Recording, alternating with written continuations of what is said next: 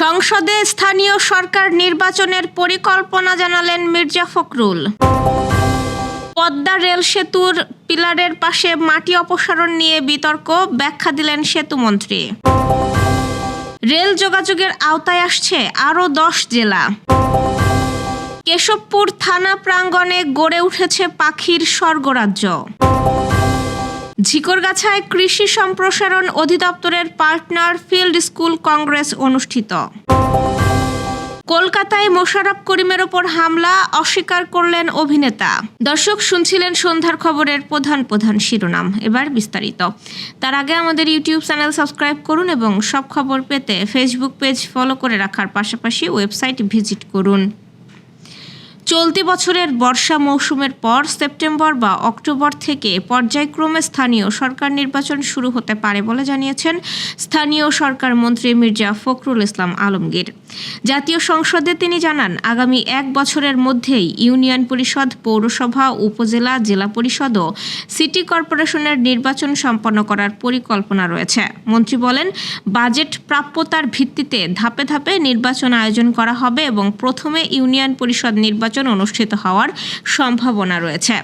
একই সময়ের মধ্যে নবগঠিত বগুড়া সিটি কর্পোরেশন সহ দেশের 13টি সিটি কর্পোরেশনের নির্বাচনও সম্পন্ন করা হবে। এছাড়াও সংসদে বিভিন্ন প্রশ্নের জবাবে তিনি ঢাকা ওয়াসার পানি সরবরাহ, বর্জ্য ব্যবস্থাপনা এবং জন্ম মৃত্যু নিবন্ধন সেবা আধুনিকায়নের বিভিন্ন উদ্যোগের কথাও তুলে ধরেন। নারায়ণগঞ্জে পদ্মা রেল সেতুর কয়েকটি পিলারের গোড়া থেকে মাটি সরানোর ঘটনায় জনমনে উদ্বেগ দেখা দিলেও সেতুমন্ত্রী শেখ রবিউল আলম বলেছেন, এটি কোনো অবৈধ মাটি কাটা নয়। নির্মাণ কাজের সময় তৈরি করা অতিরিক্ত মাটিও প্রতিবন্ধকতা অপসারণের অংশ ছিল। সম্প্রতি সামাজিক যোগাযোগ মাধ্যমে পিলারের নিচের থেকে মাটি সরানোর ভিডিও ভাইরাল হলে বিষয়টি নিয়ে আলোচনা শুরু হয়। পরে জেলা প্রশাসন কাজটি বন্ধ করে দেয়। জেলা প্রশাসক জানান, প্রকল্পের ঠিকাদার ও সেনাবাহিনীর তত্ত্বাবধানে কাজটি হলেও এ বিষয়ে সন্তোষজনক ব্যাখ্যা পাওয়া যায়নি। তবে সেতুমন্ত্রীর দাবি, নিরাপত্তা ও রক্ষণাবেক্ষণের স্বার্থেই অতিরিক্ত মাটি সরানো হয়েছে। তিনি জানান, ভবিষ্যতে ওই এলাকায় গাছ লাগানোর পরিকল্পনা রয়েছে। এদিকে স্থানীয়দের আশঙ্কা, পিলারের আশেপাশ থেকে মাটি সরানোর ফলে সেতুর নিরাপত্তা ঝুঁকির মুখে পড়তে পারে। বিষয়টি নিয়ে সংশ্লিষ্ট কর্তৃপক্ষের নজরদারি ও প্রয়োজনীয় ব্যবস্থা গ্রহণের দাবি জানিয়েছেন তারা। দেশের আরও 10 জেলাকে রেল যোগাযোগের আওতায় নিয়ে আসা হচ্ছে বলে জানিয়েছেন সড়ক পরিবহন ও সেতু, নৌ পরিবহন এবং রেলপথ মন্ত্রী শেখ রবিউল আলম রবি। তিনি বলেছেন, ঢাকার পাশের ও দেশের দক্ষিণাঞ্চলের 10 জেলা নতুন করে রেল যোগাযোগের আওতায় আসছে। আজ সচিবালয়ে আয়োজিত এক সংবাদ সম্মেলনে তিনি এসব কথা বলেন।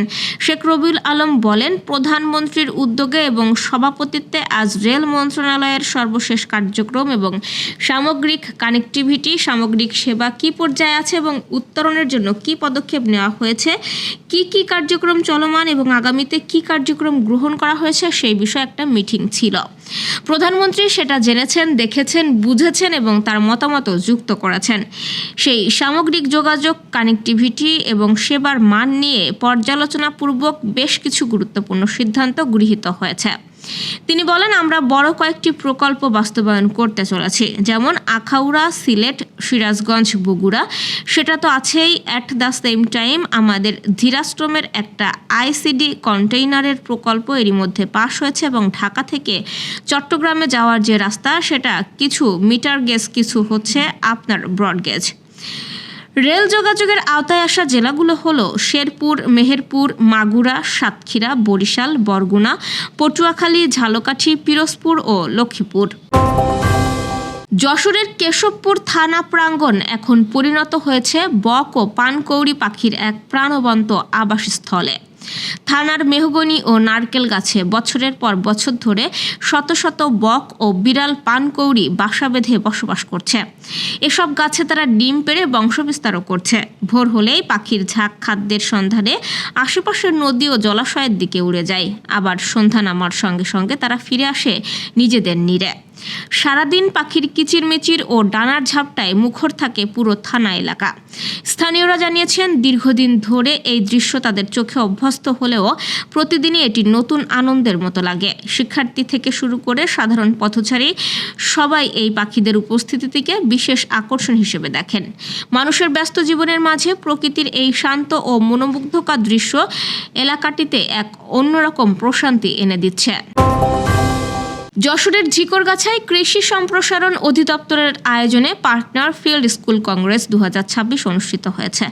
উপজেলা পরিষদ হলরুমে দিনব্যাপী এই অনুষ্ঠানে পুষ্টি উন্নয়ন, উদ্যোক্তা তৈরি ও পরিবেশ বান্ধব চাষাবাদ নিয়ে বিস্তারিত আলোচনা হয়। প্রধান অতিথি ছিলেন উপজেলা নির্বাহী কর্মকর্তা সাফাত আরা সাইদ। তিনি বলেন, কৃষিকে আধুনিকায়ন ও উৎপাদন বৃদ্ধির মাধ্যমে দেশকে খাদ্যে স্বয়ংসম্পূর্ণ করতে সরকার নানামুখী উদ্যোগ বাস্তবায়ন করছে। কৃষকদের সব ধরনের সহায়তা অব্যাহত থাকবে বলেও তিনি জানান।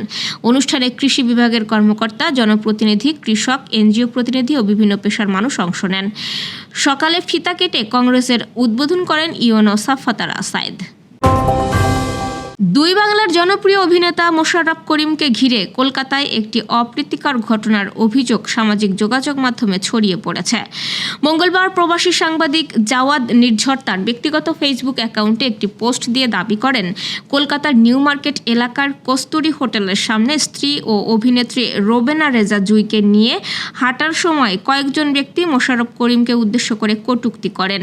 এক পর্যায়ে পরিস্থিতি উত্তপ্ত হয়ে ওঠে এবং হাতাহাতির মতো অবস্থারও সৃষ্টি হয় বলে ওই পোস্টে উল্লেখ করা হয়। পোস্টে আরও দাবি করা হয়, ঘটনাস্থলে উপস্থিত কয়েকজন ব্যক্তি দ্রুত এগিয়ে এসে পরিস্থিতি নিয়ন্ত্রণে আনেন এবং অভিনেতাকে নিরাপদ স্থানে যেতে সহায়তা করেন।